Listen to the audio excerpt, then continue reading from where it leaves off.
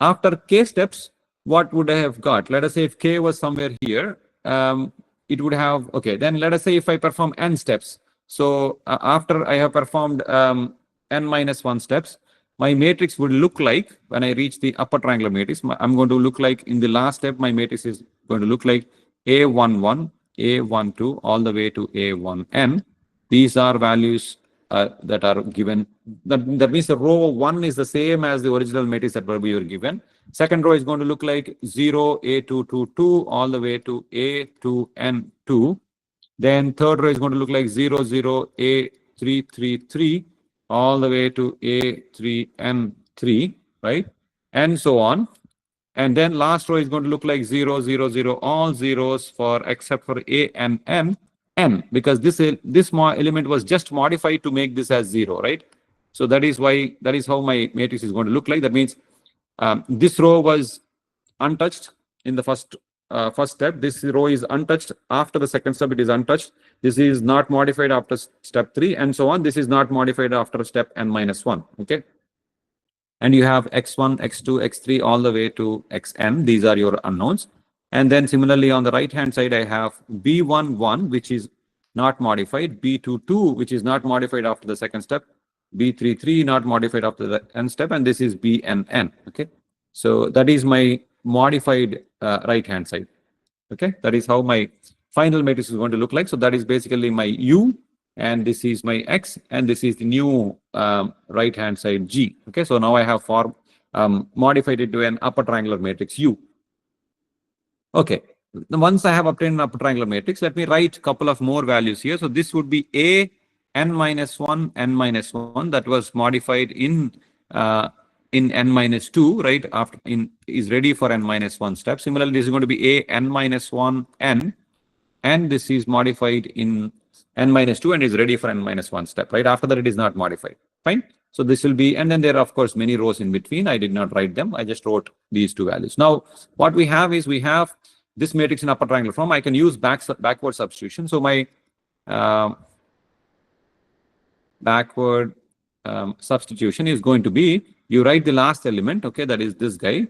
So to be easy to write this, let me recast this a x equal to b as u x equals g. Okay, so let me call these elements, which are a111, a121, all these things, and a222, all these things, with a new name. Let me call it as some maybe okay. So maybe let me write it as or maybe it is easier. Okay, so let me call it as U11, U12, all the way to U1n, 0, U22, all the way to U2n.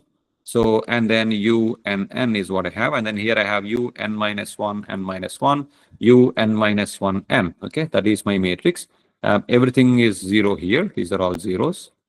And then we have, so I have, this is basically easy for me because I can now drop the superscripts.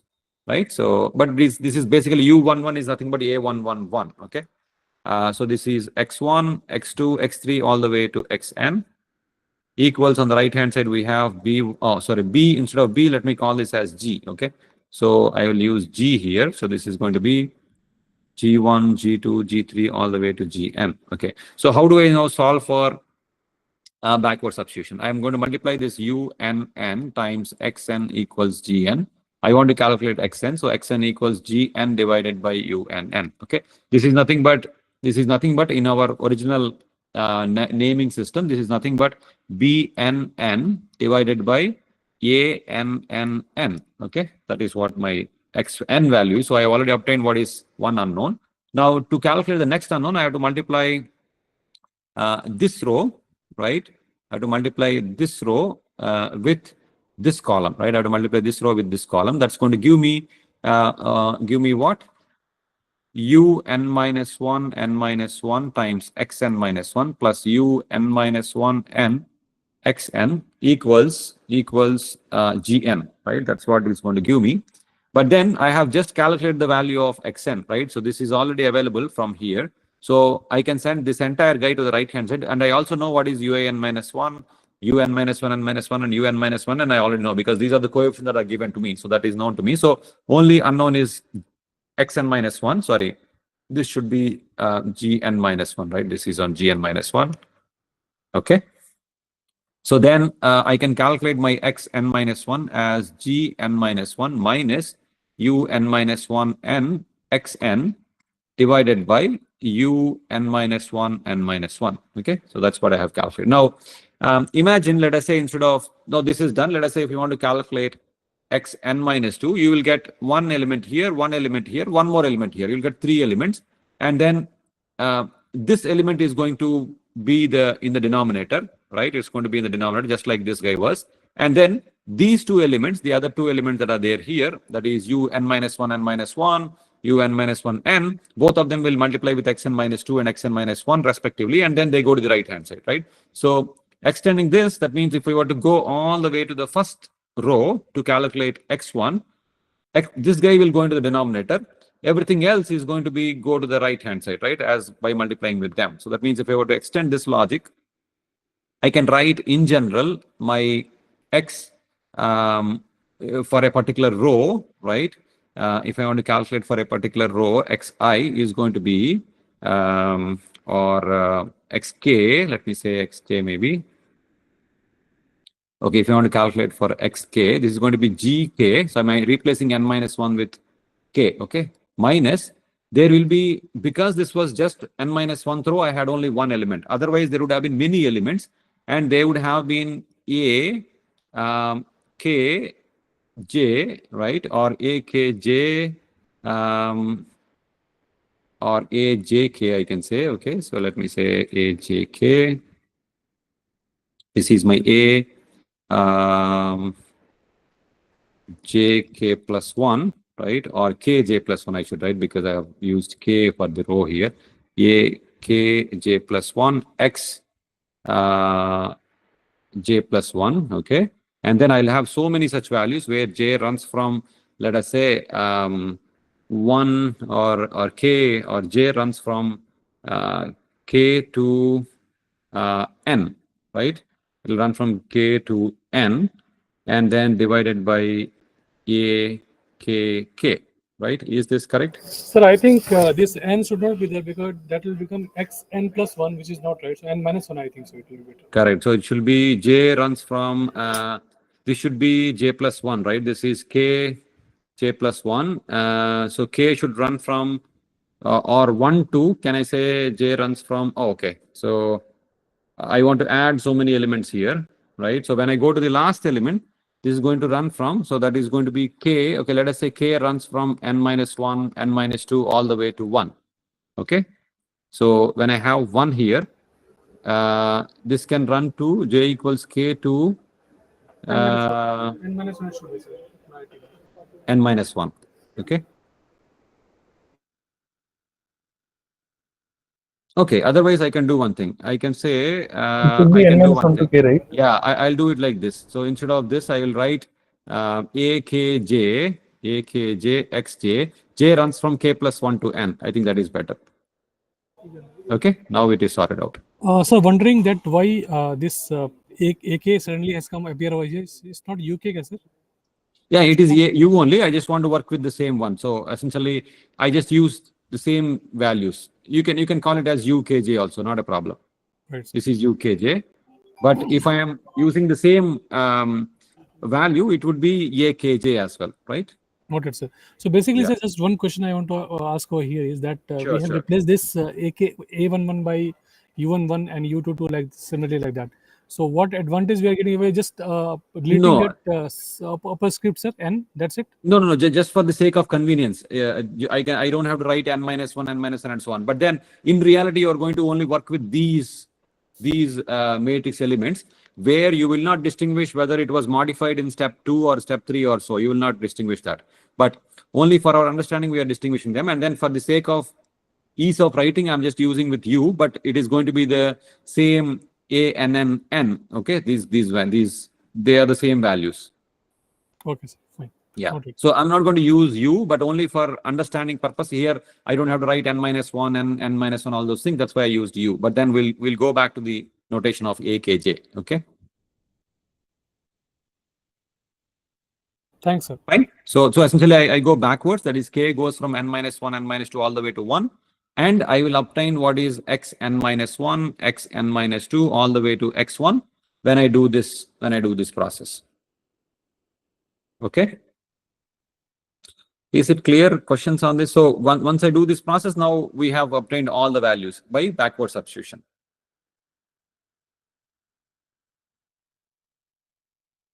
Correct. Questions, clarifications on this? Is it clear?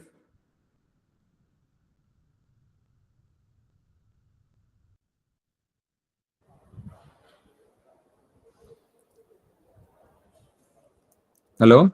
It's fine, sir. Thank you. Fine, fine. Okay, all right, good.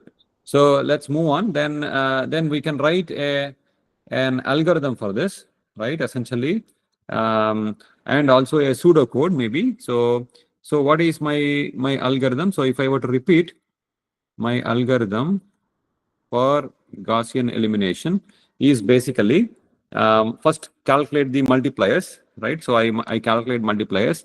My multipliers are m I k equals a I k divided by a k k, right? Where my I goes from 2, 3 all the way to n minus 1, and then k goes from I plus 1 to n, right? Is what I would do. Once I have these multipliers mik, I can do the row operations, that is aijk plus 1 equals aijk minus mik akj at k, right? Everything on the right hand side, we are operating with the k values. Then we also do the right hand side. Right hand side is bi at k plus 1 equals bi at k minus, we are making use of the same multiplier for that particular row, mik bk at the kth modified values. Okay, that's what we're doing. So then this is your first step, that is your forward elimination. So after we perform all these steps, once we come to I equals n minus 1, or here both I and j go from 2, 3 all the way to n minus 1. Okay, they go from 2, 3 all the way to n minus 1, I and j values, right? Yeah, so we are no. Here, my I and j should go from k plus 1 to n, right? Because I can only do it from. Okay, so I should write it this way. This is not correct. My I and j should only go from k plus 1 to n, whereas my k can go from 2, or it should go from 1, 2, 3, or I equals, yeah, so it's 2, 3 all the way to n minus 1, right? Or even 1. I1 is we define. So this goes from 1 to n minus 1, right? This goes from 1, 2, 3 all the way to n minus 1. I and j will go as k plus 1 to n, right? Because when I choose the first pivot row, I have to modify from 2 to n and 2 to n here, right? That is what I want to modify. Okay. All right. So that is my forward elimination. Then once I am done with this, I have an upper triangular matrix. Then I would do the backward substitution. Backward substitution is basically I'll calculate what is xn. Xn equals my bnn, which is the right hand side, divided by annn. Okay, that is I'll calculate the first unknown. Then I can calculate all other unknowns as x k as b k, right? That is or we have just written it here. What is my yeah, so this is b, right? This is b, and then minus akj xj is what I have. Okay, so this is minus sigma akj xj, where j goes from k plus 1 to n, okay, divided by a k k k. Okay, so this is what I would use to calculate all the unknowns. That is basically xk, right? Where k goes from n minus 1, n minus 2, all the way to 1. Okay. So when I'm doing n minus 1, this is going to be n minus 1. Here, there are only going to be just one value, right? Whereas when I do the 1, right, k equals 1. So this is going to be 2 to n. Okay. All the values of 2 to n will be subtracted from that particular right hand side, and which we're going to get it as xk. Okay. Yeah. So that is the forward elimination and backward substitution. So that finishes the Gaussian elimination algorithm. Now we just have to write a pseudocode for this, which is very straightforward. Essentially the same elements, same statements. We just have to write it, and then we will look at how many multiplications, divisions, additions, and subtractions are there, so that for a given n by n matrix, what is the computational complexity, how many operations are being done. Okay, that's what we're going to look at in the next lecture. Okay, so I'm going to stop here. Any questions on this from today?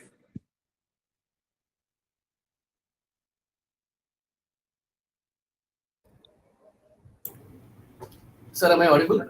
Yes, go ahead. If we can just put a flow chart to explain the steps also, that would help, sir, next time maybe. Yeah, we will do a pseudocode. Yeah, Pseudocode will be all these statements written in a program form. Okay. Yeah, understood. Yeah. We will do that tomorrow in tomorrow's lecture. This is basically in the mathematical expressions. We will just write them in a pseudocode form. Yeah. Anyways, we are going to be correlating with the loop statements in the C code, right? So that. Yes. Sure. Yeah. I'll write the loop statements, do loops or something. I'll do some Fortran, do or something like that. That will be easy to follow. Noted. Okay. Sir, We'll do that. is the document shareable, sir? Yeah, this one. Yeah, the one. Yeah, this is shareable. I'll just share it with Code Office. They will upload it on the portal. Okay. Hello, sir. Good evening. Am I audible? Yeah. Yes. Sir, since tomorrow you're going to help us out with the coding the equations, my request is, if possible, can we please have the recordings of today's and yesterday's classes available so that we can just brush Yeah. Sure. Yeah. I will just remind them. I have already given them the lecture notes to be uploaded. Yeah. I'll remind them so that they will upload both the recordings by tomorrow. Yes, sir. Thank you, sir. That will be really good. Tomorrow we are not going to look at the full code. We are going to look at the pseudocode. So I'll write a kind of pseudocode kind of thing. Yeah. I was also thinking maybe some of you can look at. I mean, if you look at Fortran or C, that is nice. But maybe you can also look at Python as a programming thing, because that may be useful as well. Okay, let me kind of give it a thought and get back to you on that. Okay, if you want to use.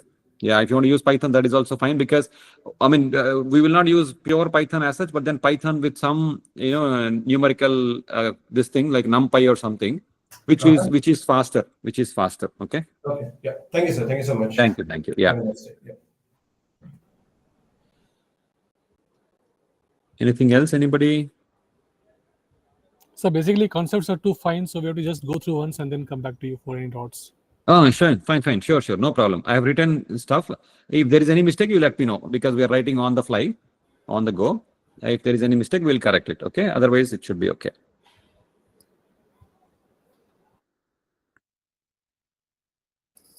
Thank you, sir. All right. Yeah. Vikas. Yeah. Yes, sir. How do we ensure that any of the AKK is not 0? Good. So we initially said that the matrix is not rank deficient, right? Yes, sir. So that is going to ensure that even if you do operations on it, it is not going to be rank deficient. That means AKK is not going to be 0 through the operations. But we have to check that. There is a possibility that for some matrices it might still become very close to 0. For that, we have to check. Okay, sir. Thank you. Yeah, there are also some situations where, because of round-off errors, this can be small. We'll come to that. There is a small discussion we'll do regarding partial pivoting and full pivoting in that case. But we assume that these matrices are well behaved, and so that these will not become 0 in the process. Sir, hello. Yeah. Sir, Acharya. these equations are sequential in nature and cannot be run in parallel, right, sir? Good question. So these equations are sequential in nature. Correct. These are pretty much sequential in nature.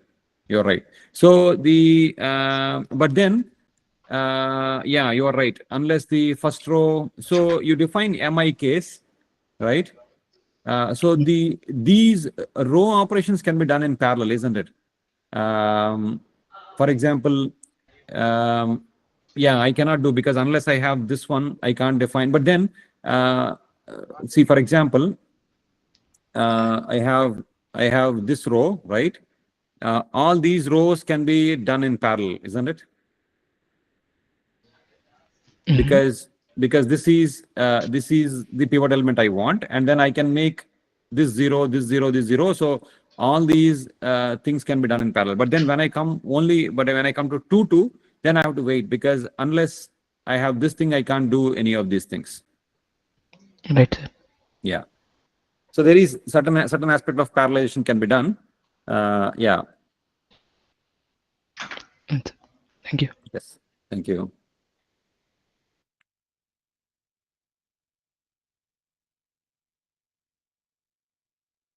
Any other questions, anybody?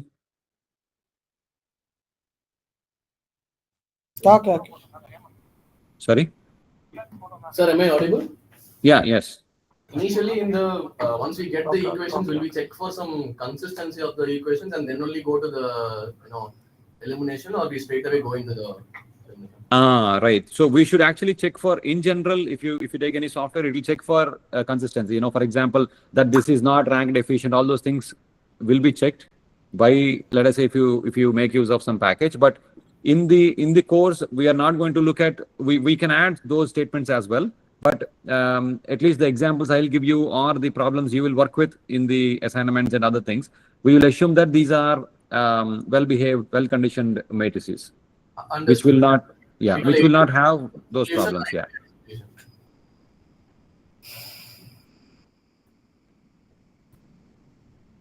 Go ahead. Yeah. No, meaning it'll either have one solution or infinite solution. So independent. Correct. Yes. So we will look at a unique solution systems. Okay. Got it. Yeah.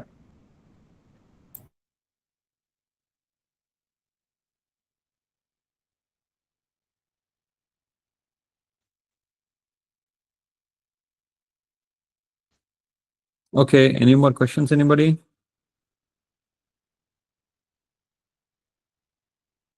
Okay. If not, I'm going to stop here. All right. Talk to you guys tomorrow at 4 o'clock. All right. Thank you so much. Thank you. Thank Bye. Thank you, sir. Thank you. Thank you, sir. Thank you. Thank you, sir. Thank you. Thank you.